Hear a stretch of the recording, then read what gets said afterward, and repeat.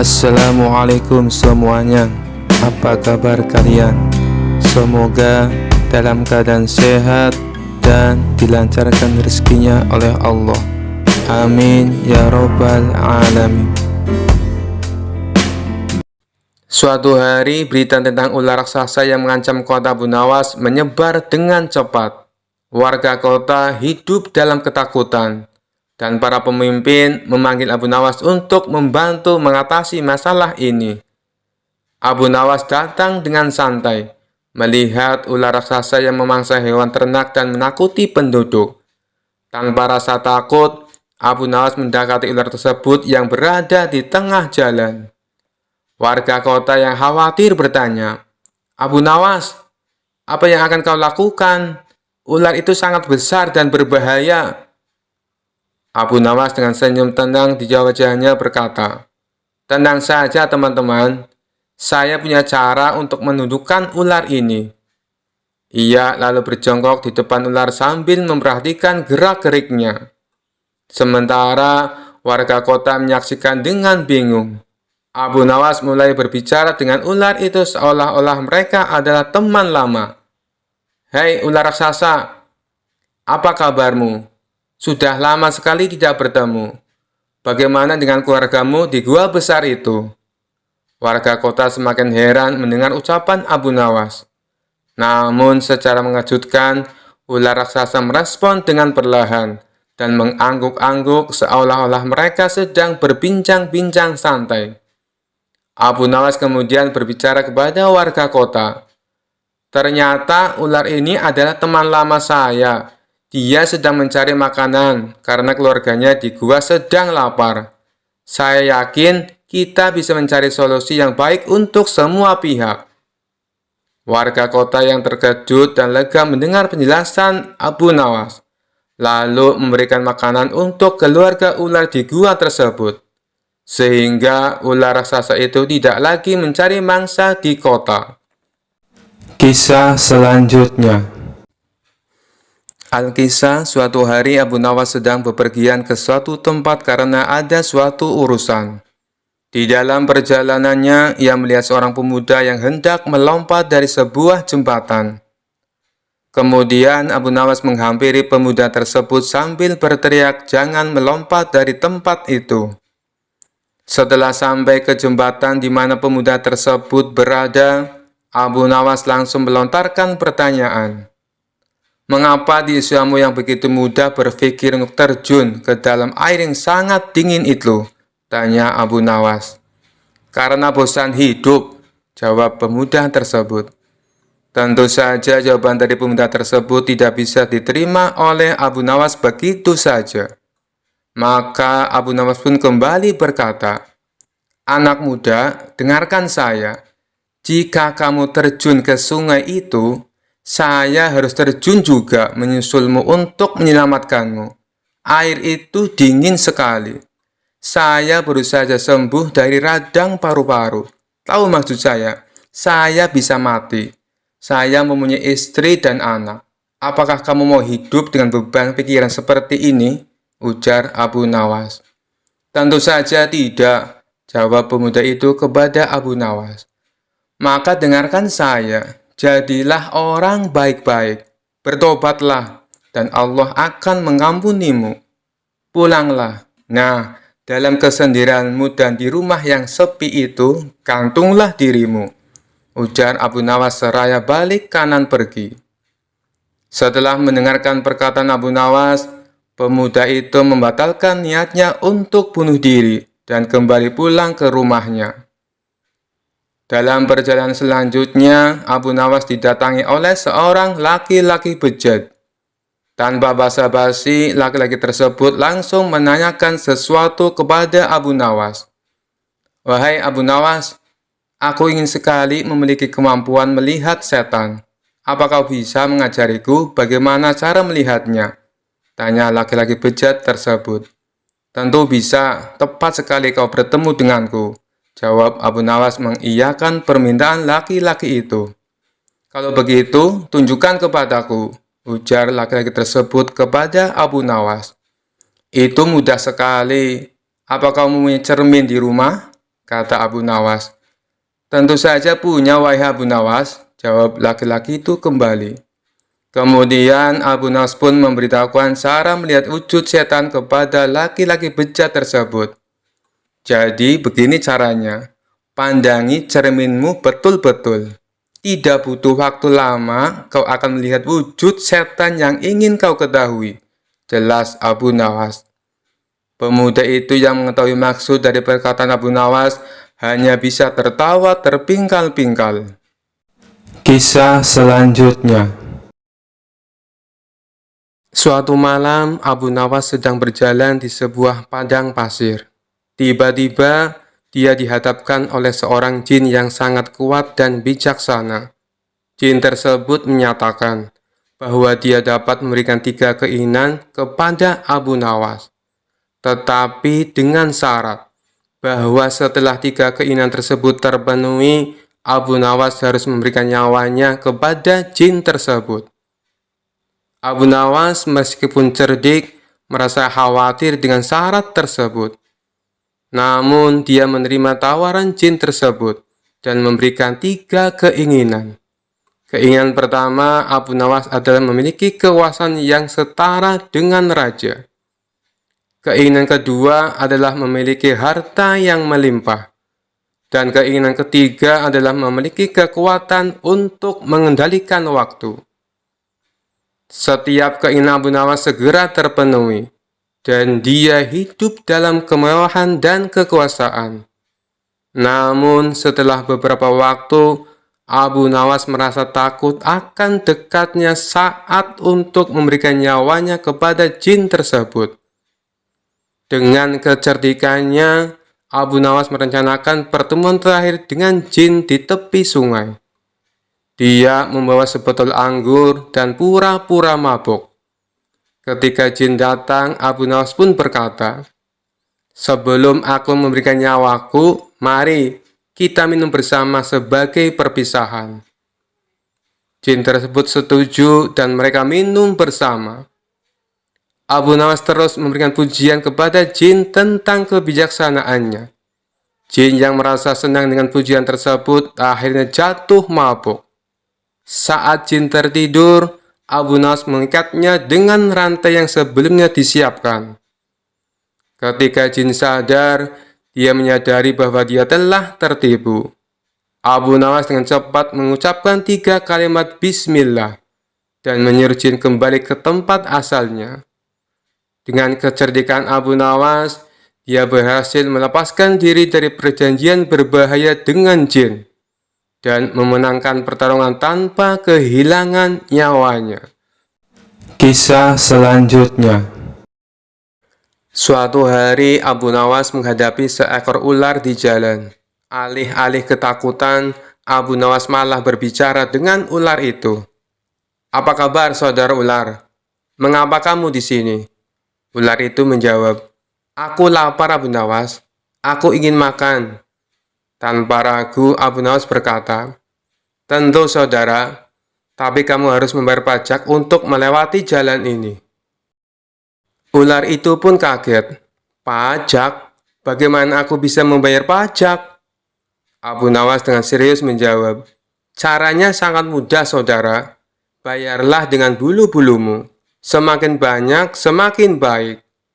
Ular itu pun menyerahkan beberapa helai bulu dan Abu Nawas pun tertawa geli. Kisah selanjutnya. Suatu hari datanglah 3 orang desa menghadap Sultan Harun al-Rasyid di istana. Sultan Harun al-Rasyid yang waktu itu sedang duduk berbincang-bincang dengan para pejabat tinggi, langsung saja mempersilahkan ketiga orang itu untuk masuk. Setelah 3 orang itu membungkuk, salah seorang di antara mereka berkata, "Ampun beribu ampun Baginda, karena kami telah mengganggu perbincangan Baginda dengan para pejabat yang lain." "Tidak, kalian tidak mengganggu. Kami malah senang dengan kedatangan kalian. Memangnya ada apa kalian menghadapku? Adakah persoalan yang ingin kalian sampaikan?" "Begini Baginda, saya Ahmad mempunyai 2 ekor kambing betina. Zulfikar mempunyai seekor kambing jantan. sedangkan Zubair tidak mempunyai kambing. Karena itulah Zubair yang setiap hari harus bekerja mengembalakan kambing. Apabila ketiga kambing itu beranak pinak, maka pembagian keuntungannya juga telah kami sepakati, yakni saya mendapat separuh dari jumlah kambing.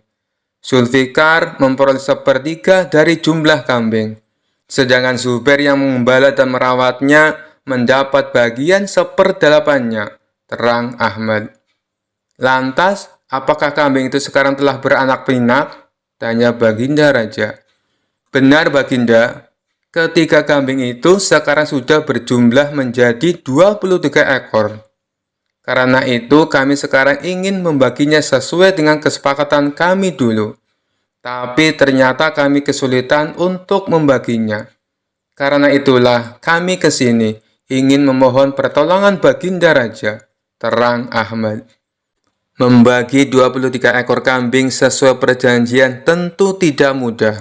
Bayangkan, bila Ahmad memperoleh pembagian separuh dari kambing-kambing itu, maka Ahmad sebenarnya mendapat bagian 11 ekor lebih setengah kambing. Sedangkan Zulfikar memperoleh pembagian sepertiga, seharusnya mendapatkan 7 ekor lebih 2/3 kambing. Sementara Zubair mendapatkan seperdelapannya, yang berarti 2 ekor kambing lebih 7/8 kambing. Raja Harun al-Rasyid tampaknya berpikir keras untuk memecahkan masalah tersebut. Bahkan para pejabat yang hadir di tempat tersebut juga tak sanggup memecahkan masalah tersebut. Karena orang yang hadir di tempat tersebut tak ada yang bisa memecahkan masalah itu, akhirnya Harun al-Rasyid terpikir untuk mengundang Abu Nawas. Setelah Abu Nawas sampai ke istana, ia pun langsung bertanya masalah yang terjadi. Mereka bertiga kemudian menceritakan ulang kronologi kebingungan tersebut. Wah, itu masalah kecil Baginda. Insya Allah saya akan membantu mencarikan jalan keluarnya, kata Abu Nawas. Tolong, bawakan kambing itu masuk semuanya. Setelah ke-23 ekor kambing tersebut dituntun masuk ke istana, Abu Nawas lalu menghitung kembali jumlah kambing. Sesudah kambing itu dihitung dan benar jumlahnya 23, Abu Nawas lantas berpikir keras menemukan solusi dari masalah pelik tersebut. Tak lama kemudian, izinkan hamba meminjam kambing Baginda seekor saja, kata Abu Nawas. Nah, sekarang saatnya saya akan membagi kambing tersebut sesuai dengan porsi kalian saat perjanjian, kata Abu Nawas setelah menambahkan kambing milik Baginda Raja. Ahmad, yang berhak memperoleh separuh kambing, maka boleh mengambil 12 ekor. Sedangkan engkau Zulfikar, yang memperoleh bagian sepertiganya, maka boleh mengambil 8 ekor, kata Abu Nawas memerintahkan. Terakhir Zubair, yang memperoleh bagian seperdelapannya, maka engkau berhak mengambil bagian 3 kambing. Sisa 1, karena saya tadi meminjam 1 ekor milik Baginda, maka ini saya kembalikan lagi kambing tersebut kepada Baginda Raja. Masing-masing telah mendapatkan bagiannya. Mereka pun berterima kasih dan kembali ke rumah masing-masing. Perkara yang pelik itu akhirnya dapat ditemukan solusinya berkat kecerdasan Abu Nawas. Kisah selanjutnya. Rumah Abu Nawas konon pernah didatangi Abu Jahil yang terkenal pelit. Ia lalu menjelaskan tujuan kedatangannya. Dia ingin meminjam uang 100 dinar. Tentu saja Abu Nawas terkejut mendengarnya. Dari mana saya mendapatkan uang sebanyak itu? Kata Abu Nawas. Tolonglah Abu Nawas, aku yakin kamu pasti ada. Pinjami aku selama sebulan, pinta Abu Jahil merengek. Awalnya Abu Nawas tidak mau mengabulkan permintaan Abu Jahil. Namun karena terus-menerus didesak, Abu Nawas tidak bisa menolak. Tapi kamu janji ya, hanya sebulan, kata Abu Nawas mengingatkan. Ya, saya berjanji Abu Nawas, bulan depan kebun saya panen. Saya pasti akan mengembalikan uang pinjaman saya, jawab Abu Jahil. Singkat cerita, setelah 1 bulan, Abu Jahil tidak pernah mengembalikan uang tersebut. Padahal saat itu kebun Abu Jahil sudah panen, dan hasil panennya melimpah ruah. Payah Abu Jahil, dia tidak menepati janjinya, batin Abu Nawas. Karena membutuhkan uang, Abu Nawas terpaksa pergi ke rumah Abu Jahil untuk menagih hutangnya. Bagaimana dengan janjimu, Abu Jahil?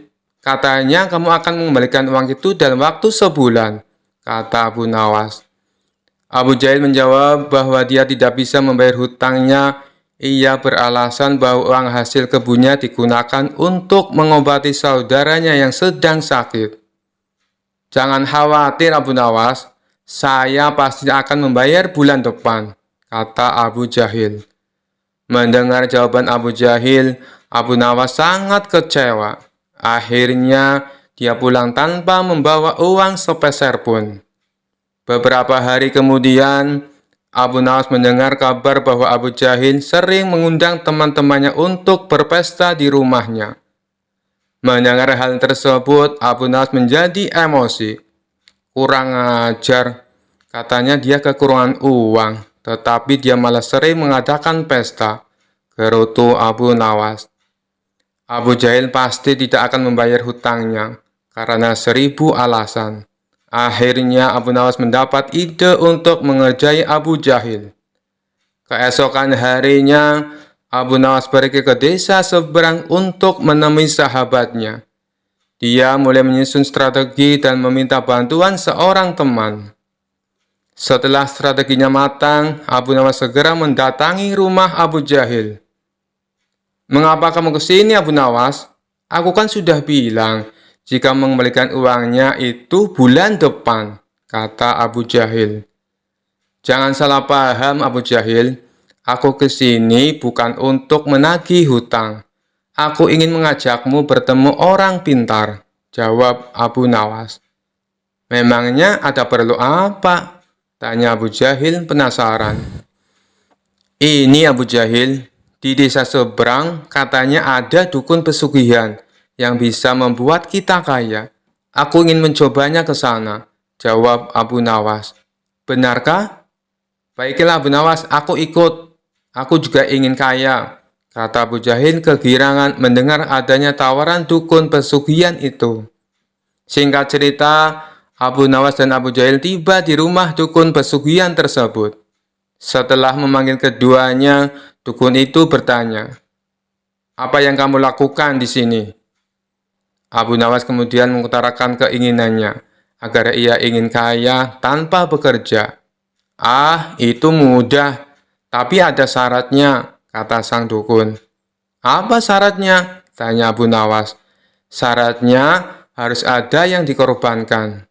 Tapi jangan khawatir, korbannya tidak harus dari keluarga. Orang lain juga bisa dikorbankan.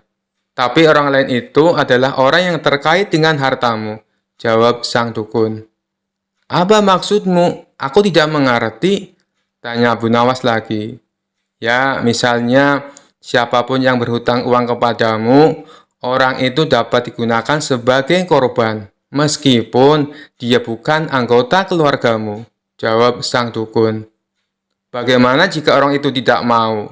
tanya Abu Nawas. "Kamu tidak perlu meminta izin kepada orang tersebut. Nanti ia akan jadi korban tanpa ia sadari dan tiba-tiba mati dengan mengerikan," kata sang dukun menjelaskan. "Oh, aku mengerti.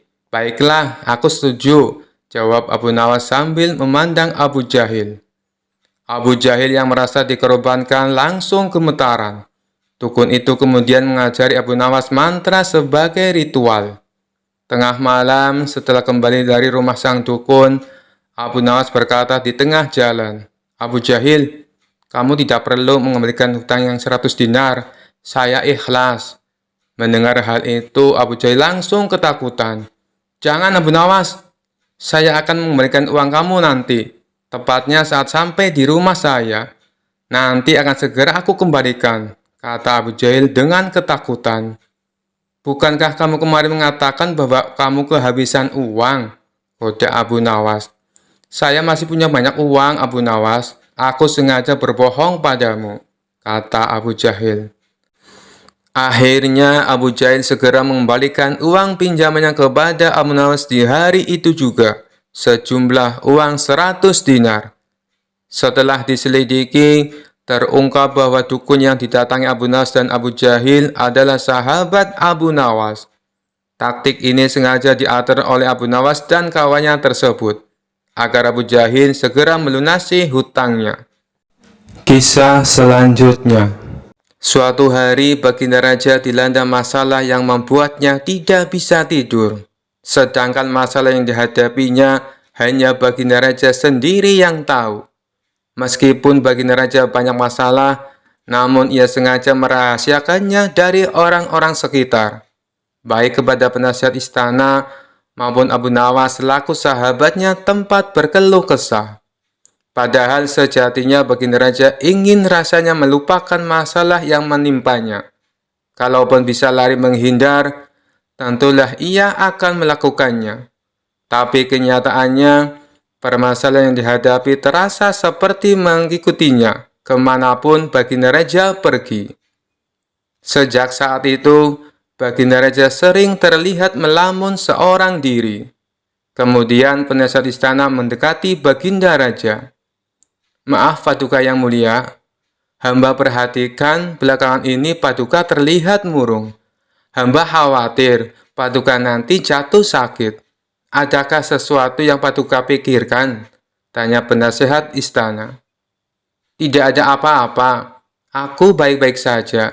Kau urusi saja pekerjaanmu," jawab Baginda Raja dengan memalingkan wajahnya.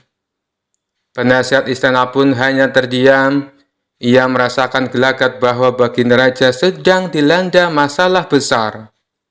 Dikarenakan Baginda Raja tidak mau berterus terang, penasihat istana tidak berani membujuknya untuk menceritakan masalah yang dihadapinya. Makin hari sikap Baginda Raja makin tertutup, bahkan kini enggan menerima tamu. Hal ini membuat para pejabat istana menjadi sangat khawatir. Apa yang harus kita lakukan? Makin hari Baginda Raja terlihat mengkhawatirkan. Ini sangat buruk untuk kondisinya. Jangan sampai Baginda Raja jatuh sakit, kata salah seorang menteri. Aku juga cemas melihat sikap Baginda Raja belakangan ini. Aku sudah mencoba membujuknya supaya mau menceritakan masalah yang dialami. Tapi ia malah memalingkan wajah. Baginda Raja memilih menutup diri, beber penasehat istana. Saya punya saran. Bagaimana kalau masalah ini kita sampaikan kepada Abu Nawas? Biasanya dia tahu solusinya, ujar salah satu dari menteri. Ya, saya setuju dengan saran tersebut, balas lainnya. Maka beberapa menteri istana segera mendatangi rumah Abu Nawas. Melihat yang datang adalah para menteri, Abu Nawas sempat terkejut. Biasanya yang diutus Baginda Raja adalah prajurit istana. Kenapa kalian yang datang? Tanya Abu Nawas. Kami ke sini bukan diutus Baginda Raja, tapi atas kemauan sendiri, jawab para menteri. Kemudian para menteri ini memberitahu Abu Nawas tentang keadaan yang menimpa Baginda Raja. Kami semua sudah berusaha memberi perhatian, tapi Baginda Raja selalu menutup diri, kata salah satu menteri. Baiklah, aku akan mencoba menghiburnya. Mari kita ke istana sekarang, ajak Abu Nawas. Singkat cerita, Abu Nawas menghadap Baginda Raja. Ia lalu bercerita kisah-kisah jenaka di hadapan Baginda Raja, berharap bisa terhibur dan tertawa. Tapi ternyata tidak ada reaksi apapun. Baginda Raja hanya terdiam, malah meninggalkan Abu Nawas lalu masuk ke kamarnya. Selepas Baginda Raja pergi, para menteri segera menghampiri Abu Nawas. Bagaimana ini Abu Nawas? Kamu lihat sendiri kan? Ucap mereka. Sepertinya Baginda Raja sedang mengalami masalah berat. Biarkan aku pulang dulu. Aku akan memikirkan cara untuk mengatasi masalah ini, ucap Abu Nawas. Setibanya di rumah, Abu Nawas terus memikirkan cara terbaik memecahkan masalah ini. Setelah berpikir cukup lama, akhirnya Abu Nawas menemukan ide yang cemerlang. Esok harinya Abu Nawas pergi ke pasar. Di hadapan orang-orang, Abu Nawas berteriak, "Apakah di antara kalian ada yang bisa memasukkan unta ke lubang jarum?" Mendengar pertanyaan Abu Nawas, semua orang yang ada di sana heran. Salah satu dari mereka lalu menjawab, "Mana mungkin bisa, itu perkara yang mustahil." Dengan lantang Abu Nawas membalas, "Tidak ada perkara yang mustahil. Jangankan aku, anak kecil pun bisa." "Kalau kau mau bisa, coba tunjukkan kepada kami," pinta mereka. "Maaf kawan-kawan, sayangnya aku hanya bisa membuktikannya bila di hadapan Baginda Raja," jawab Abu Nawas. Begitulah seterusnya, setiap ada keramaian orang ataupun perkumpulan, Abu Nawas selalu mengatakan hal yang sama. Akhirnya kabar tentang Abu Nawas bisa memasukkan unta ke lubang jarum sampai juga hingga ke telinga Baginda Raja. Awalnya Baginda Raja tidak terlalu memperdulikannya, tapi lama-kelamaan timbul juga rasa penasaran pada dirinya. Maka diperintahkanlah beberapa pengawal istana memanggil Abu Nawas.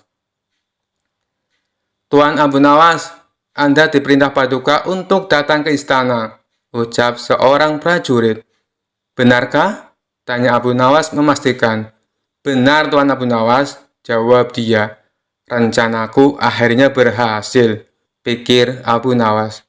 "Oh iya, bagaimana kondisi Baginda Raja sekarang?" tanya Abu Nawas lagi. "Baginda masih sering mengurung diri dan sering tampak termenung," jawab salah satu prajurit. "Baiklah, aku akan ke sana sekarang," balas Abu Nawas. Tidak lama kemudian, Abu Nawas sampai di istana menghadap Baginda Raja.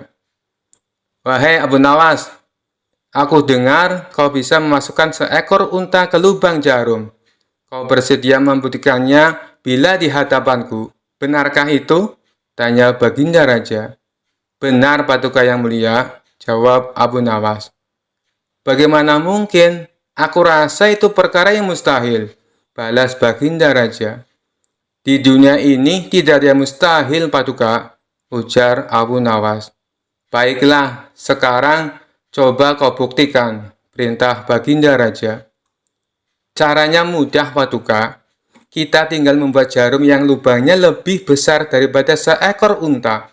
Dengan begitu, kita bisa memasukkannya dengan mudah. Bahkan anak kecil pun bisa," jawab Abu Nawas menjelaskan. "Kalau caranya seperti itu, semua orang pun bisa melakukannya. Berarti kau telah menipu semua orang, termasuk aku," ucap Baginda Raja. "Hamba tidak pernah menipu siapapun, dan hamba juga tidak pernah menipu Paduka.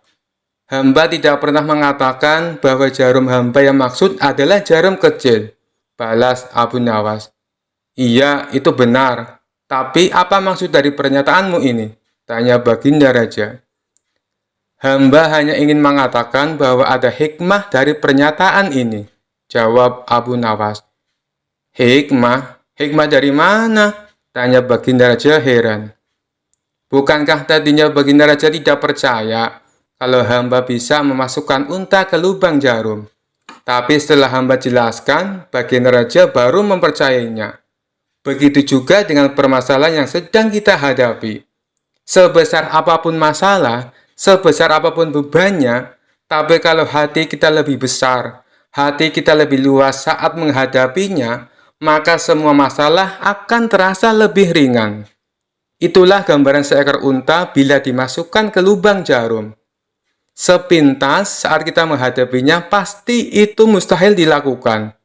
Tapi bila hati kita luas dan besar, maka pikiran kita juga akan mengikuti. Dan pada akhirnya, masalah yang kita anggap mustahil bisa diatasi menjadi mudah dan ringan untuk dijalani. Bagaimana kita akan bisa tenang bila kita menghadapi masalah dengan hati yang sempit? Tutur Abu Nawas. Seketika Baginda Raja terdiam. Ia terus merenungi ucapan Abu Nawas. Suasana pun mendadak menjadi hening. Tidak berapa lama Baginda Raja pun berkata, Terima kasih Abu Nawas, kau telah menyadarkanku. Selama ini aku memang sedang dilanda masalah, dan hatiku sempit menghadapinya, sehingga pikiranku juga ikut menjadi buntu, ujar Baginda Raja. Sejak kejadian itu, kini Baginda Raja mulai terlihat ceria. Ia tidak lagi terlihat murung seperti hari-hari sebelumnya.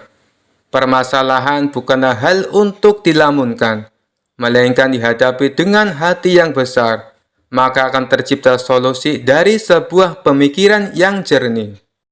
Kisah selanjutnya.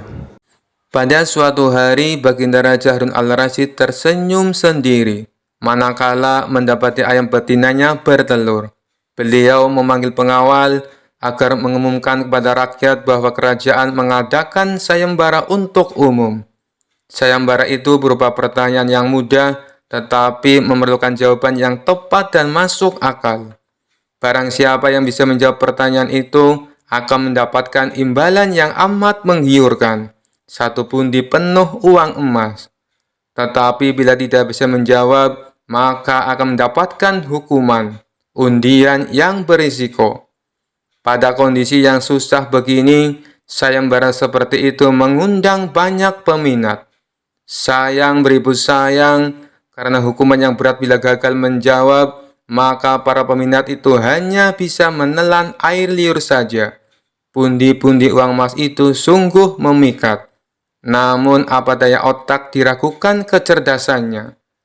Mengingat beratnya hukuman yang akan dijatuhkan, maka hanya 4 orang yang nekat mengikuti sayembara itu. Abu Nawas yang mendengar sayembara raja langsung mendaftar.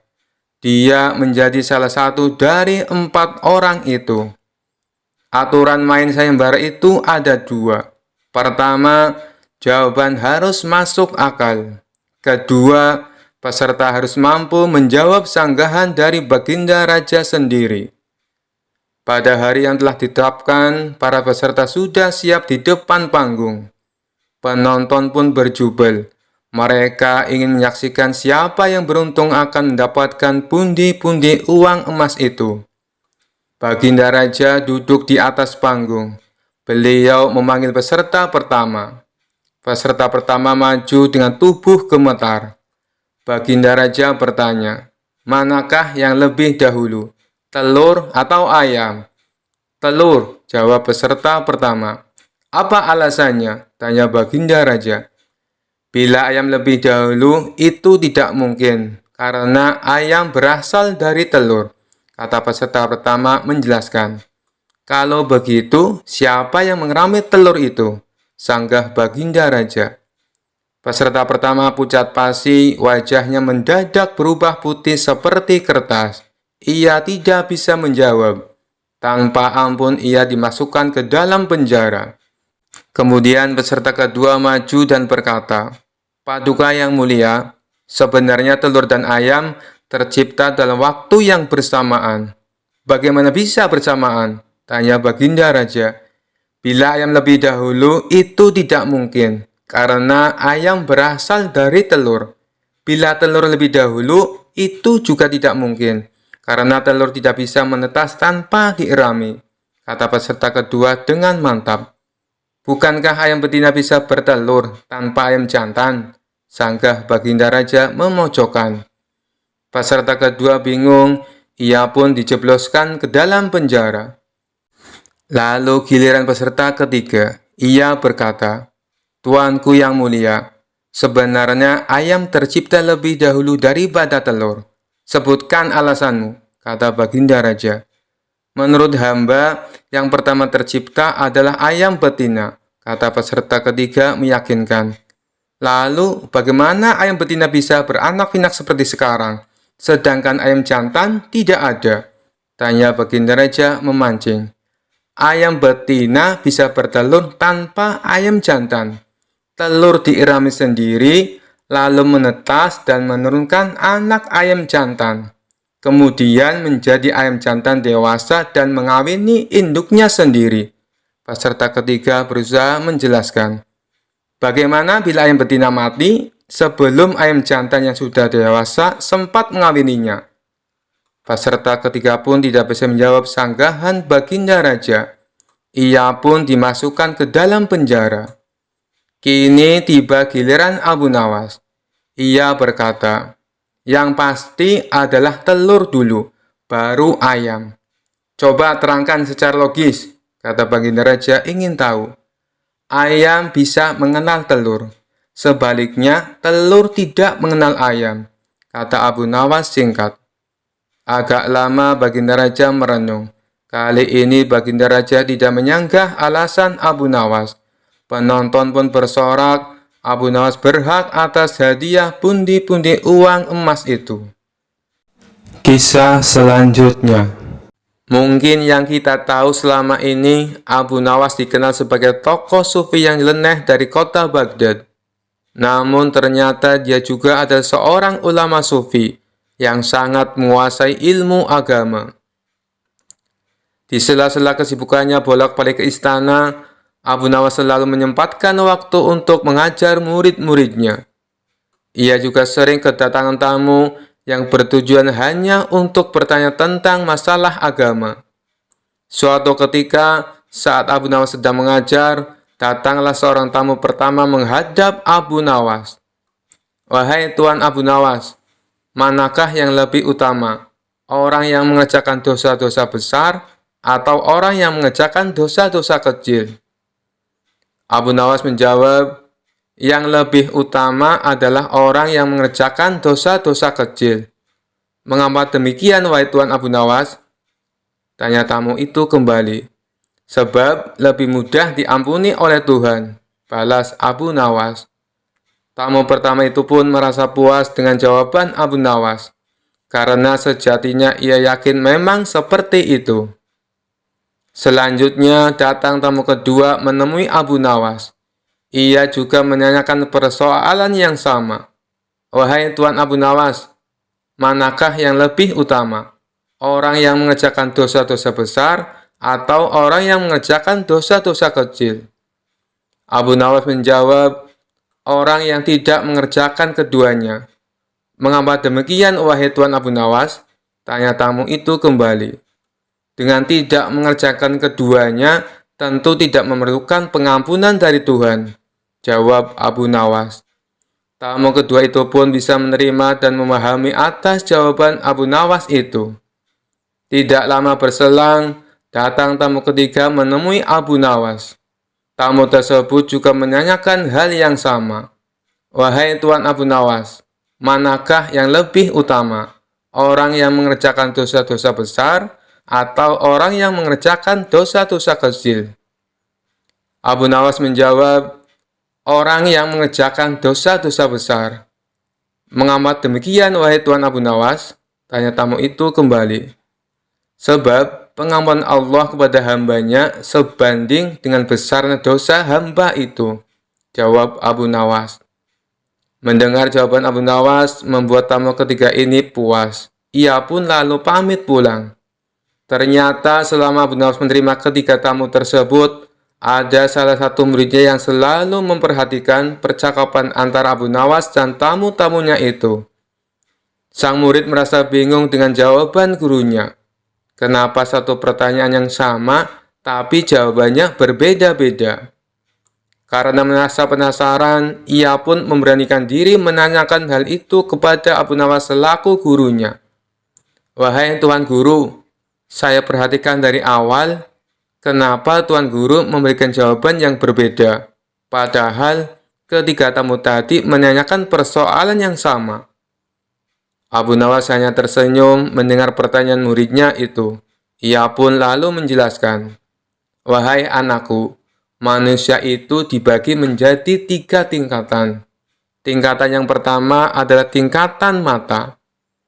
Tingkatan yang kedua adalah tingkatan otak.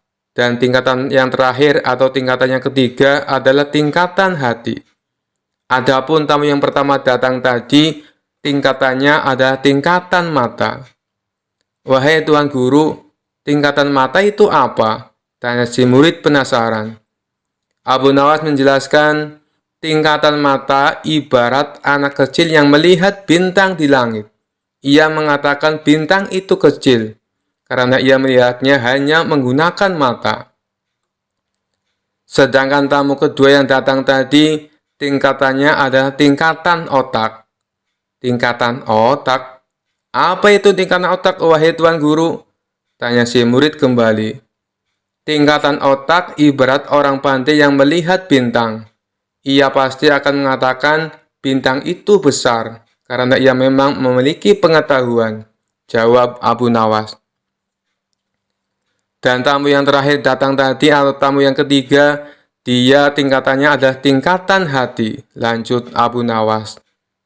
Lalu, apa itu tingkatan hati, wahai Tuan Guru? Tanya si murid. Tingkatan hati ibarat orang pandai dan mengerti, yang melihat bintang di langit. Ia tetap akan mengatakan bintang itu kecil, walaupun ia tahu bahwa bintang itu sebenarnya adalah besar. Karena bagi orang yang mengerti, tidak ada sesuatu apapun yang besar, melainkan dengan kemahabesaran Allah Subhanahu wa Ta'ala, jawab Abu Nawas. Setelah mendengar semua penjelasan gurunya itu, si murid menjadi paham kalau gurunya memberi jawaban sesuai dengan kapasitas orang yang bertanya. Itulah kenapa satu pertanyaan menghasilkan 3 jawaban yang berbeda-beda. Sekian dulu perjumpaan kita kali ini. Sampai bertemu lagi di kisah-kisah selanjutnya.